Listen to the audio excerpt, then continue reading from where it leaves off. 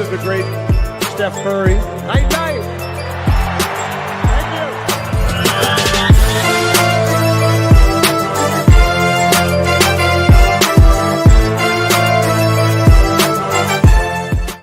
And night to everybody out there. Good evening, everybody. Welcome to Carving It Up Live right here on Facebook, as well as the Carving It Up YouTube channel and the Grid Network YouTube channel. As always, I'm Bryson Carver, and it's been nearly a week since I've been live on the show. We went live last Thursday to do NFL picks, and a lot's happened since then. We had 2 college football playoff games, both of which I got correct, by the way. 6 playoff games, 4 of the 6, which I predicted correctly. Ended up getting the Commanders and Bucks game wrong, and got what was the other game I got wrong? Oh, Texans-Chargers right off the bat. We'll get to all 6 playoff games, my reaction to all of them. Well, I think Philadelphia should be actually really concerned going to next week's matchup against the LA Rams, who I'll lead the show off with in just a moment.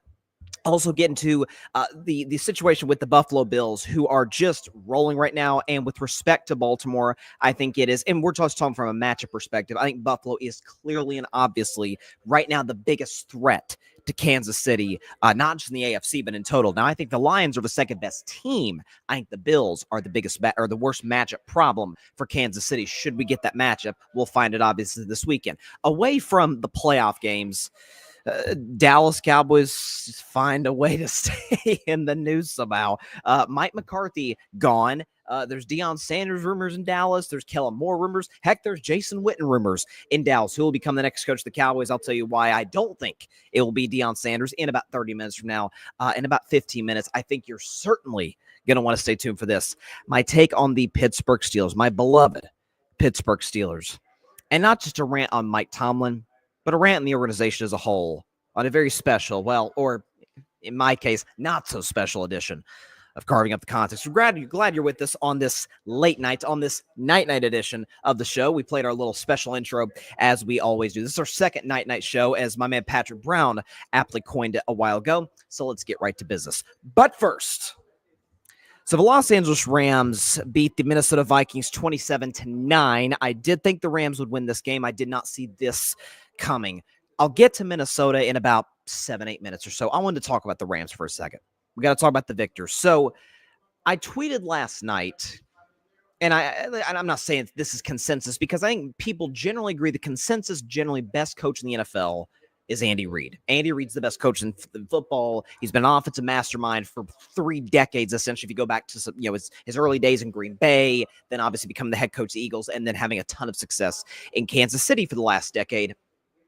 I tweeted last night, I said, I think it should be consensus, if it isn't already, Sean McVay's number 2. Sean McVay's number 2. When you consider what this guy inherited after he got the job, this is after the 2016 season. Take your minds back to this.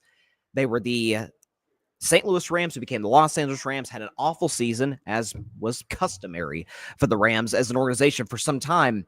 Jared Goff looked like one of the biggest draft busts we'd ever seen in our lives as the number 1 pick out of Cal. Had a disastrous, awful, didn't look like he could play rookie season. Sean McVay takes over instantly. 11 wins, NFC West champs, playoffs. A year later, they're in the Super Bowl. And then a few seasons after that, he and the GM Les Snead say, you know what? Jared Goff is a really good quarterback. We don't think we can win a Super Bowl with a really good quarterback. We got to get excellent. We got to get great. We're going to go get Matthew Stafford. In what has since become the most mutually beneficial trade I've ever seen in my life. The Rams go on to win a Super Bowl. Stafford, who knows? Maybe they go on another run this year. That I don't think that'd be shocking to me. Maybe it would be to some people. And you got the Detroit Lions, who I don't know have gotten better every year. They're 15-2 in the 1 seed, and my pick to represent the NFC in the Super Bowl in a few weeks. But what I think has been remarkable to watch with this Rams team is, and it's the mark of any great business, any great football team, any great family, whatever the case may be, is you can remove pieces. There can be, we've seen this for years in Alabama with Nick Saban. I could almost argue Sean McVay is like a 21st century version of Nick Saban, obviously in the NFL, in that how many assistants did Nick Saban lose over the years? Like Kirby Smart and Lane Kiffin and Sark and all these guys getting jobs back and forth, and Alabama was still awesome. That's what it feels like right now for the Los Angeles Rams. Kevin O'Connell gone, Zach Taylor gone. I mean, there was genuine concern. I didn't share it, even though I think this guy's a really good coach, but there was genuine concern. Oh man, Raheem Morris. Now he's going to be the head coach of the Falcons. What's this defense going to come to? Oh, I don't know. If you take out the Seattle game at the end of the season, which it meant something, the Rams didn't treat it like it meant something. They played their backups. Take that game out in week 18. 4 of the last 5 games, or if you want to include the playoff game, 5 of the last 6 games for the Los Angeles Rams, under 15 points allowed. That's what that defense has done. That's because they've hit on draft picks. That's because you have 2 excellent pass rushers that I've been singing their praises all season long. One of them because he's a Tennessee guy, Byron Young. Shout out to him. But Byron Young and Jared Verse. Aaron Donald's gone. Okay, you lose your defensive coordinator of the Falcons, Raheem Morris. Defense is still great. It's young, it's talented, and offensively, and I kept saying this all week long when everybody was talking about the Vikings, and I understood the fact that you had the situation with the horrible, devastating wildfires in Los Angeles, forcing this game to be played in Arizona rather than Inglewood, is the Rams got a week off. The Rams offensive players. Kyron Williams got the week off. Matthew Stafford got the week off. Puka Nacua, Cooper Kupp, left tackle, Rosen, all these guys, week off, fresh. It was basically a bye week, right? How many times we see, the first round bye is big. Well, you know what's also big? The team that got the week off. Look what Houston looks like this weekend off a bye against the Chargers. Fresh, prepared, different energy with the playoffs. That's what we saw with the Rams. And speaking of the tragedy in Los Angeles, this game gets relocated. Minnesota was going on the road either way. The Rams, and I understand that's not a huge home field advantage, but you're still comfortable playing at SoFi. You still got a routine in, and now it's like, oh yeah, it's not a road game, but you're going on the road. You're flying to Arizona to play a playoff game, and they, from the jump, first drive of the game, did not blink. That's elite coaching. That's elite quarterback. And we could show you. Shout out to my man, Alfred Parso Jr., who, by the way, new host in my absence on the 8 o'clock spot, crushed it last night. Shout out to him. Put together this great graphic of Matthew Stafford. This is what Matthew Stafford is as a Ram in the playoffs. He's excellent. 294 pass yards per game, 13 touchdowns, 3 picks, completes 70% of his throws, a pass rating of 111, and a record of 5-1. Of course, he has a ring on his finger in one of those 5 victories. Is that when you have an organizational structure? Yes, I've raved about Stan Kroenke for a long time. I think he's one of the premier owners in professional sports. Does not get enough credit. He's excellent. You have the GM Les Snead. You can have the coach and the GM in place. But man, if the coach is not, it's funny. McVay is, I think, progressive in his offensive philosophy, but also is, again, in a 21st century version, Sean McVay will get on you. Sean McVay will push players. Sean McVay, will hold guys to a standard because that's why he's been to 2 Super Bowls and won one of them. And so I think it's a credit to the Rams as a franchise to be able to go through and listen. And I'm sure there's people in the franchise that were affected by what happened in Southern California with the wildfires. But like this has been a hard week for them. It's been a horrible week for the entire region. But to be able to gather the emotions, to in some ways maybe even channel those into the intensity and the effort and just relentlessness that they brought in the Minnesota Vikings. I mean, people talk about, well, Minnesota was missing Christian Darrisaw, right? Their superstar. It might be the best left tackle in football, second best maybe behind Trent Williams. Great. And my retort to that would be, yeah, he's been out for 3 months. The Vikings did not give up this many sacks. Was it 8-9 sacks given up in this game? It's absolutely remarkable what we saw over the course of the 60 minutes, and you give Los Angeles a lot of credit for what they did. And they're going to Philly next week on Sunday. What's that line? Philly minus 6.5. I won't spoil my picks. I'd advise you to take that number where it is if you're betting the Rams. I'll just put it that way. For Minnesota, man, this is what a difference 2 weeks can make. So I said all season long, or at least the majority of it, when it came to Sam Darnold, when it came to the Vikings, my thing was, look, we have a massive sample size on what this particular player is. Incredibly talented, monster arm, moves very well, but is kind of reckless, a little all over the place, needs to be reined in a little bit. And all season long, I kept weighing, okay, when's Sam Darnold going to turn back in the old Sam Darnold? And after a while, I think it was my first sort of, I don't think he's going back to that guy moment was the touchdown to Justin Jefferson against the Seattle Seahawks about 4 weeks ago. When I saw that, I'm like, okay, at some point, I'm going to have to maybe give up on this take because this is not Brock Purdy. This guy is making outstanding throws. NFL, like a Josh Allen, Mahomes throws late in these games. And he was obviously excellent the next week against the Packers. I'm like, oh my gosh, like I don't know if there's a parallel for this. They beat Green Bay. They're a win away from the 1 seed as a 14-2 team. They get blitzed by Detroit. And my thing was, I thought Detroit was going to win the game anyway. Not like that, but I thought Detroit was going to win the game. But don't stink up the joint against the Los Angeles Rams, or those questions are just going to come flowing back. And that's exactly what happened for Sam Darnold. We don't have the graphic. I'll just read his numbers off the box score. 25 of 42, 45, a touchdown, a pick, pass rating of 77, but a QBR of 13.6. Sam Darnold was utterly atrocious against Los Angeles. And you can make a case that in the 4 biggest games of the Vikings season, the back-to-back weeks, I guess it was week 7 and 8 against the Detroit Lions, and then against the Los Angeles Rams, and then ironically at the end against the Detroit Lions and against the Los Angeles Rams, 0-4. He turned back in the old Sam Darnold. He was reckless. He didn't have a good pocket presence. He saw ghost. Remember, he saw ghost on that Monday Night Football game against the Patriots years ago when he was with the Jets. You saw the old Sam Darnold. So what does his future look like? If I'm Minnesota, I still bring him back. I think he is. I get the last two games cost Sam Darnold a lot of money. At least with the Vikings it did, because now Minnesota's the leverage to say, okay, we saw what you can be in the Kevin O'Connell system.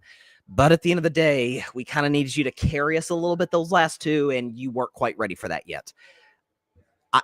I'm not even sure Minnesota brings him back on a franchise tag, because if you bring him back on a franchise tag, that's going to pay him in excess. I don't know where the number's at, $45, $50 million, something like that. He has to be your starter. I think Minnesota's going to say, hey, we did draft J.J. McCarthy.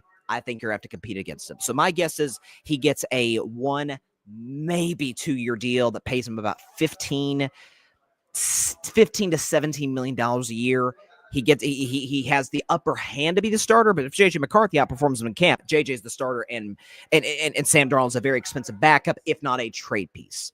And so, listen, it sucks for Darnold, but this is what makes the NFL so great. What makes sports so great? It's a results-driven business. It is the ultimate meritocracy is sports, and what happened doesn't undo what Sam Darnold has done, but because it looked almost identical to the massive sample size we had previous to Minnesota, you have to start to ask those questions like, okay, was this?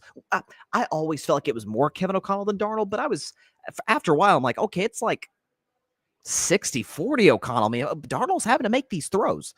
And so I think, and by the way, I'm not that high on McCarthy. I wasn't coming in the draft. I'm still not. He gave me a lot of Brock Purdy vibes in terms of not a great arm, moves pretty well, which Purdy does, but very reliant on a run game, reliant on that great Michigan team 2 years ago that won the national championship, or last year that won the national championship. He could be that Minnesota because they do have the weapons. He is on a cheap deal. He does have the coach. We'll see.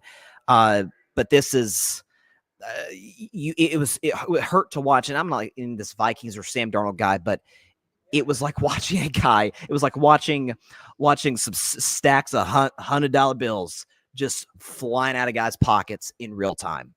And so this is going to be a very interesting offseason for Sam Darnold and for Minnesota, because it's like a lot of Viking seasons. You think about the late 90s when they had that great team with Randy Moss, and I think Chris Carter was on that team too, losing the NFC Championship game to Atlanta. Then you have the Brett Favre year in 2009 when they lost to the Saints. Then you have the year in 2017 with Case Keenum. It's like, oh, this defense may get us. And then they get mush-faced by Philadelphia. Even 2 years ago when the Vikings won 13 games, no one really believed in them. And freaking Daniel Jones knocks them out of the playoffs. It's like Minnesota fans, and this franchise never been to a Super Bowl. They went to 4 in the 70s with the Purple People Eaters. This fan base has been through a lot, and there's been a lot of so closes and just never been able to go to the top. So going to be a very fascinating offseason for both sides. But I'll tell you though, listen, and I appreciate everybody tuning in on this late night and this night edition of Carving It Up. I kept saying about the Rams this season, even when they were not playing well, even when they got to, I think it was like a 1-4 start, 2-4 start, something like that. I kept saying, like, guys, when they get the top two receivers back, when they get Kupp and when they get Nakua, this is a scary team. This is an elite coach. I think at this point, number 2 behind Andy Reid. We understand what Matthew Stafford's done in his career. I think we have to start taking this team seriously in the NFC. And they were my preseason pick to win the NFC West. They were my preseason pick to make the NFC Championship game, to play Detroit. What would the storylines be in that matchup should it come to pass? But they'll have to go through Philly first. And from what the weather looks like, it looks like that there could be some flurries in the city of brotherly love. So definitely want to keep your eye out for that. I wanted to shift to this. I have been waiting. I've been waiting since Saturday night to get this off my chest, to get this out into the podcast stratosphere. Regarding my Pittsburgh Steelers, who lost the Baltimore Ravens in Wild Card Weekend by a final score of 28-14. So I picked Baltimore. I'm a Steelers fan, but if nothing else, I'm objective. I thought we could at least cover in a divisional matchup with 2 familiar head coaches 9.5, but I was sadly mistaken. Lamar Jackson was nothing short of spectacular in this game. Lamar had a passer rating of 132 and a QBR of 84. By the way, Lamar had 2 touchdowns passing in this game, was efficient. Derrick Henry. He had 26 carries for $186, 7.2 yards per carry, 2 touchdowns. I feel like I'm back to square one. At least Steelers Nation, we're back to square one after the end of last season when Buffalo crushed us in the wild card round.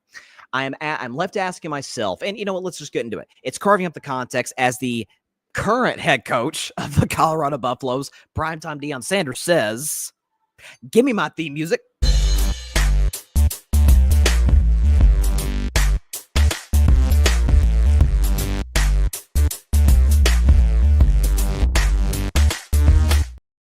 This week's edition of Carving Up the Context, talk about the Steelers. I feel like we're back to square one from where we were at the jump, or at least where we were at the end of last season. What is the objective? What is, to quote Mike Tomlin, the head coach of the team, what is the standard? What's the goal in Pittsburgh? Because I've been of the mindset, as a relatively new Steelers fan, I became a fan in the offseason of 2023 after ditching the Dallas Cowboys years ago. Still do not regret that decision, by the way. But I'm of the mindset, as a new Steelers fan, admittedly, that most championships of anybody tie with New England with 6. Years of sustained dominance on defense, elite quarterback play with Bradshaw, with Big Ben, and great receivers. And it was a standard. It was a culture that was winning. Above all else, we have, at any cost, however we're going to do it, we got to win. Great. Love that. Football first. Have football people make football decisions. Very different from what I used to be a fan of, the Dallas Cowboys. We'll get to them in about 12 minutes. But I think the plot's been lost. So let's start with Mike Tomlin, because I said on Thursday's show, before I went out to Florida for the college program, I said, if Mike Tomlin's the head coach in 2025, cool. If he's not the head coach in 2025, cool. I'm fine with either. Mike Tomlin's going to get the most out of a football team. And if he's not there next year, the Steelers kind of need to bottom out a little bit to get better, to get back to the mountaintop where they're used to being over the course of their storied history. I say this today. Mike Tomlin's calling card is 2 things: defense, motivation.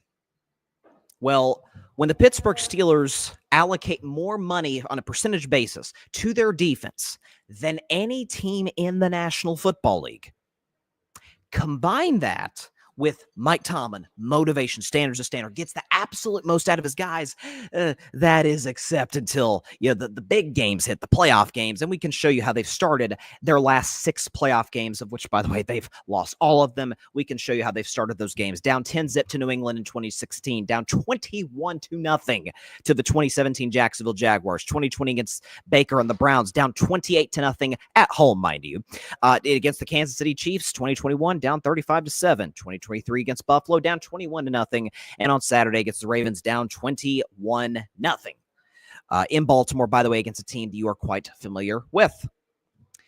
If Mike Tomlin's calling card is defense motivation, he seems to kind of forget how to do that in the biggest of games, in the playoff games. And I am not asking Mike Tomlin and the Pittsburgh Steelers, with the current predicament they find themselves in at quarterback, Mason Rudolph and old Big Ben, now Russell Wilson. I'm not expecting you to go on a deep playoff run. You're not good enough to. Heck, I'm not even expecting you to beat Lamar Jackson, the Ravens. They're better than you. As are Josh Allen, the Bills, Mahomes, the Chiefs. You get the story. Could you at least be competitive? Could you at least get out to somewhat of a decent start? Could you be in a spot where at halftime it's 17-10 Ravens as opposed to whatever it was, 21-0 over the course of this game? Is that too much to ask? For a guy that is defended incessantly as a top 5 coach in the National Football League. A guy who we could show you the teams that have, I've talked about, the Steelers haven't won a playoff game since 2016. I say that over and over and over. But to put that into context, on carving out the context, can we show you the teams that have not won a playoff game more recently? The Steelers. The Steelers have won a playoff game more recently than the following organizations. And aren't these the teams that we kind of make fun of generally? Miami Dolphins haven't won a playoff game since we just turned into the new century, in 2000, or the new millennium, really. Raiders haven't won a playoff game since 2002. Bears and Jets in 2010. And then the Cardinals, Panthers, and Broncos have not won a playoff game since the 2015 season. Only those teams, can we put that back up one more time? Only these 7 teams have won less recently in the postseason than Mike Tomlin, the Pittsburgh Steelers. At some point, when does the blame fall on Tomlin? I'll say this, what I said on Thursday. Forget the last time the Steelers won a playoff game. When's the last time the Pittsburgh Steelers won a playoff game against an elite quarterback? And the list is, these are the last 6 quarterbacks the Pittsburgh Steelers have beaten in the playoffs, because you got to go 6 deep to find the last great one, absolutely objectively great one that they beat in the postseason. Here's the most recent ones.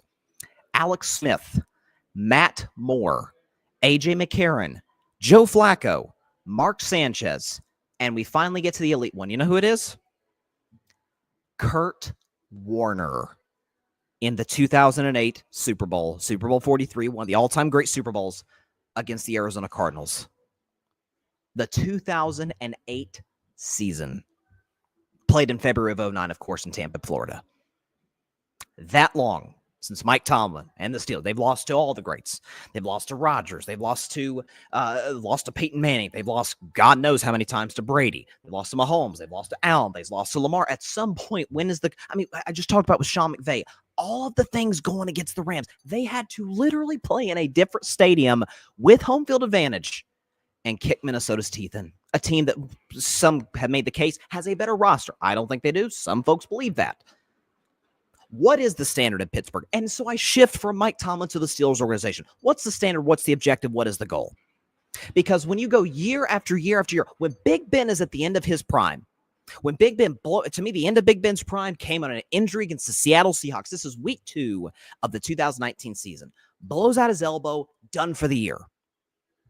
Big Ben did not retire until 2 seasons later.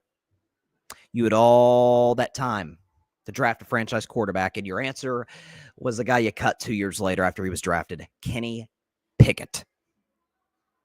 And now in a draft this year where I don't think the quarterbacks are all that good. Shador has promise, so does Cam Ward.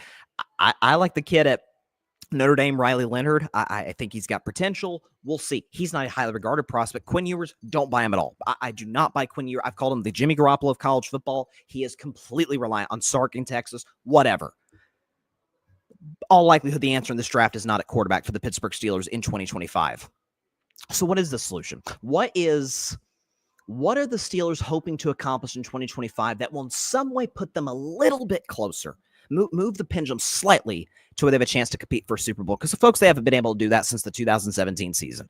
And that's, of course, when they gagged in the second round against Jacksonville. Gave up 45 to a team quarterbacked by Blake Bortles.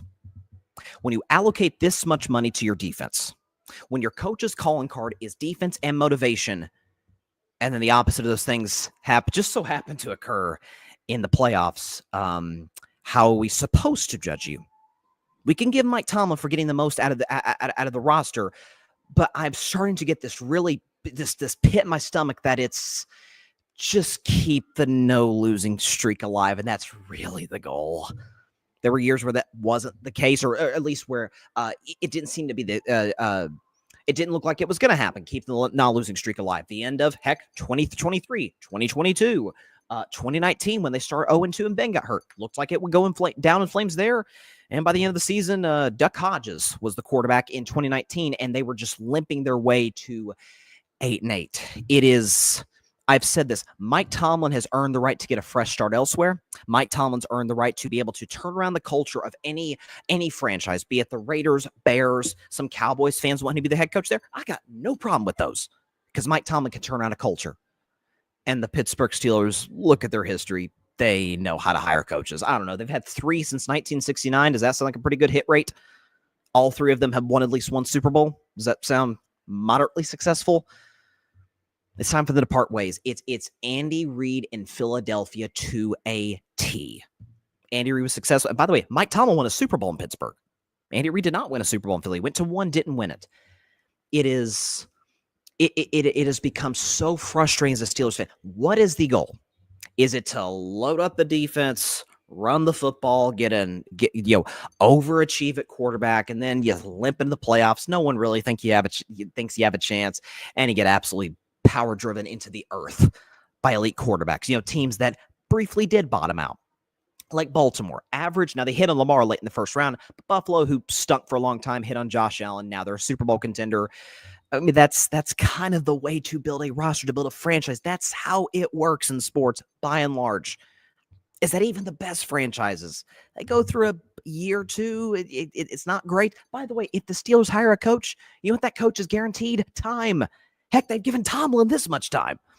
So I don't know what the direction of this franchise is. All indicators seem that Tomlin's going to come back, but if culture is your thing, I don't know. George Pickens, it came out yesterday that he showed up late. He showed up late to the Christmas Day game against the Chiefs. He shows up late to practices often. They used to employ Deion Johnson, who I think is on the Ravens again. Like, this, obviously, culture is not what Mike Tomlin, is successful at. Look at Pickens, look at Antonio Brown, Juju Smith-Schuster, Deontay Johnson, and Chase Claypool. Obviously doesn't do very well at that. Obviously, he is, when it comes to defense, is inept. His defenses are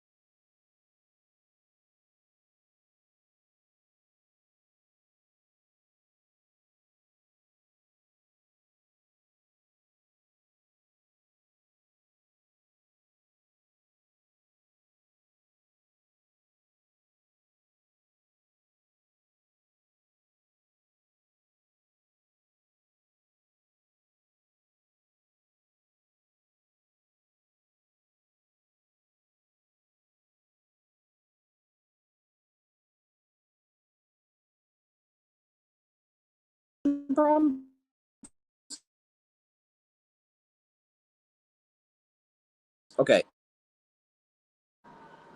Connection problems.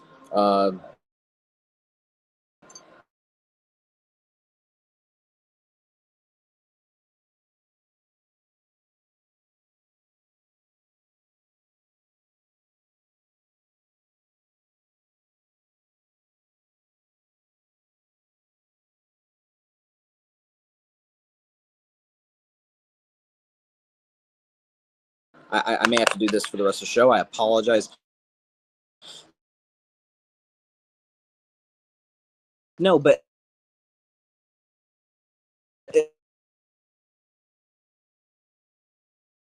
what I was going to say, though, is so Wilson to say that a fun, against a division rival in the wild card round, losing a 6th consecutive game,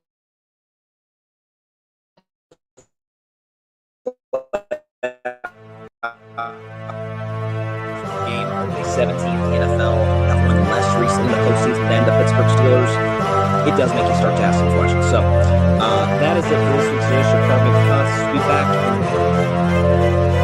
just 1 minute. Hope we can get some of the connection.